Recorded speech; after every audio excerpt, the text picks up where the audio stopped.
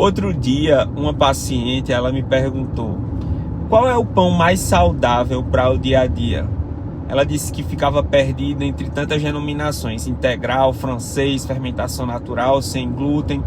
Essa acaba sendo uma dúvida muito comum porque o pão ele está presente na mesa da maioria dos brasileiros, muitas vezes no café da manhã e até nos lanches. Mas será que existe realmente um pão ideal?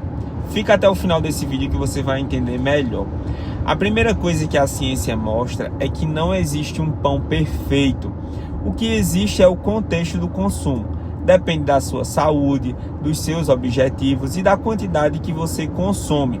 Vamos entender melhor. Vamos começar pelo famoso pão francês. Ele é o campeão de vendas no Brasil.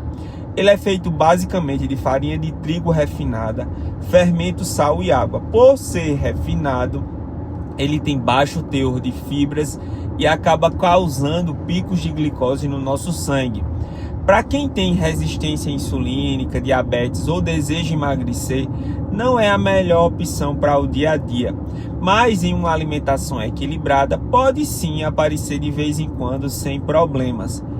E agora nós temos outra denominação, o pão integral verdadeiro. Quando ele realmente é feito com farinha integral como primeiro ingrediente, ele pode ser sim uma boa opção. Ele contém fibras que ajudam na saciedade, no trânsito intestinal e no controle da glicemia. O grande problema é que muitos pães que são vendidos como integrais, eles são na verdade misturas de farinha branca com um pouco de farinha integral e até açúcar. Por isso é fundamental que você leia o rótulo e observe os ingredientes. Nós temos também o pão de fermentação natural. Esse tipo de pão ele passa por um processo mais longo de fermentação com leveduras e bactérias. Isso não só dá sabor e textura diferentes, como também melhora a digestibilidade e pode reduzir o índice glicêmico. Para algumas pessoas, inclusive, ajuda a diminuir desconfortos intestinais e é uma das opções mais interessantes, principalmente quando feito de farinha integral. Nós temos também pães com sementes, grãos e castanhas. Quando bem feitos, eles são ricos em fibras, minerais e gorduras boas. Mas, novamente, é preciso atenção, porque muitas vezes as sementes elas estão apenas enfeitadas por fora, enquanto a massa continua sendo basicamente farinha branca refinada.